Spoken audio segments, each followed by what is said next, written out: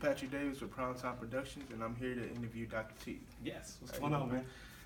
I would just want to ask you a couple questions. Where are you originally from? I am originally from Cincinnati, Ohio. Cincinnati, Ohio, OH10. I grew up there, man, and I came here to go to college at Texas Southern back in the 90s. Okay. And why did you choose Texas Southern out of the college? I chose Texas Southern. Well, why did I choose Texas Southern out of all the colleges that I could have went to? I chose Texas Southern because my cousin was going here. And at the time, Texas Southern had an open door policy. I wasn't the best student, and I needed help. And so my cousin, who was a good student, Cincinnati, she had chose to go here, and I kind of followed her. And the good thing about it, the open door policy, because I was not good at tests, taking the ACT and the SAT, and at the time they would let you come in. I got to grow as a young man into a student and get the opportunity to make mistakes, but instructors to help me along the way to the point of completion, and I was able to graduate. And let's see, how many years have you been teaching at TSU? I have been teaching at I've been teaching at Texas Southern for 4 years. 4 years. 4 years. I came here in 2015, 2014. Started with one class, and now it's varied between 2 and 3 classes. But it's been very fulfilling. For me, it's the opportunity to give back to the students what was given to me when I was an undergrad here. Yes, sir. Yeah. Okay. What made you want to pick up a camera? Wow. What made me want to pick up a camera was I was inspired by music. I was a musician. I was a music major. My emphasis was voice. And whenever I would perform, I would always see colors and images. And I was driven to want to make sense of those images by picking up a camera and starting to shoot. It was like a puzzle. It was therapeutic in it, and I became really driven by that need to produce content, based off of music. And so that was my drive. And then once I got into it, I wanted to make my video look just as good as anything I saw on television. So then I was driven to make it the best I could make it, and it kind of boosted my skill set. And so that was my main drive. And what type of networking you came across when you first started? Because I know it's kind of hard when you first start off trying to get into the industry.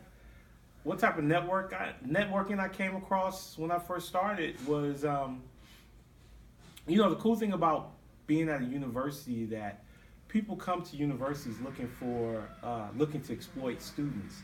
And a lot of the students feel like, well, I don't want to be exploited. I want to be paid for everything I did.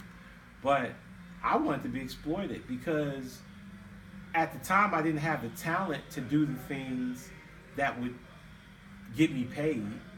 So it made more sense that if I got on a big budget production that I could and work for free, that I could gain experience by learning what they were doing, and then at some point I could turn that into commerce, And so that was the biggest thing, paying attention to any celebrities that came here, any productions that came to the university, any speakers that came to the university, to network with them to create opportunity for myself. Okay. And you said that you directed videos and made videos. What are the artists you have worked with? In my directing of music videos, I've worked with Gucci Mane, T.I., Ludacris, Rick Ross, Lil Wayne, Trina, Webby, of course, Mike Jones and Bun B, Slim Thug. I've worked with Snoop Dogg. I've worked with a lot of the top guys, yeah. UGK. So a lot of Houston artists as well. A lot of Houston artists as well. Okay. What type of advice would you give someone who wants to get into this field? The type of advice that I would give to anyone who wanted to enter this field is to be driven, be relentless in your pursuit of creativity. Uh, Execute to the highest level, and don't be afraid to make mistakes. And definitely find your voice in your storytelling or in your creativity, so that you can hone that and create a signature brand of work for yourself. Don't don't do what the next guy is doing. Be fearless in forging new ground. You know, but also be able to conform to what is required of you just to complete simple jobs that you may get. You know, don't always try to push the envelope when just trying to work, but be open to other ideas.